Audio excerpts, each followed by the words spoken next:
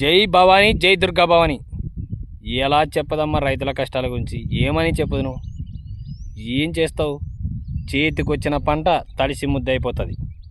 వాన దేవుడు అంటావా? వద్దు వద్దు అంటే కూడా ప్రతిరోజు వస్తూనే ఉన్నాడు. ఇది ఏదో కావాలని ఆశ తమాషా చేస్తున్న వీడియో కాదండి. రైతులకి చాలా కష్టాలు వస్తున్నాయి ఈ సంవత్సరం. అతివృష్టి వల్ల ఈ వానలు పడి రైతుల కష్టాలు ఎలా ఉన్నాయంటే అసలు చేతికొచ్చిన పంట కూడా తడిసి ముద్దయిపోయింది. అది ఏం చేస్తావు? ఇప్పుడు అదన్నా సరే, వానదేవుడు ఆగుతాడా? ఆగడు. దాన్నన్నా నీట్గా పెట్టుకుందంటే మళ్ళీ వాన రావడం, మూగ జీవాలకు కూడా మేత లేకుండా పోవడం.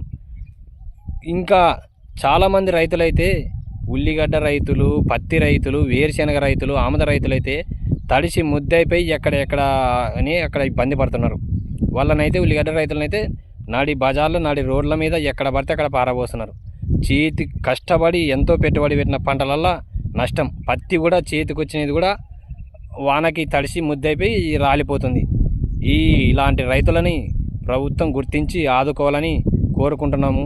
దయచేసి మన ముఖ్యమంత్రి నారా చంద్రబాబు నాయుడు గారు దయచేసి రైతుల్ని ఆదుకోవాలని, వాళ్ళకి తగిన మద్దతు ధరలు ప్రకటించాలని, అలాగే నష్టపరిహారం కూడా చెల్లించాలని కోరుకుంటున్నాము. ఈ వీడియో స్కిప్ చేయకుండా పూర్తిగా 5 మంది కన్నా షేర్ చేసి రైతులను ఆదుకోమని ముఖ్యమంత్రి చంద్రబాబు నాయుడు గారిని కోరుకుంటున్నాం మేము.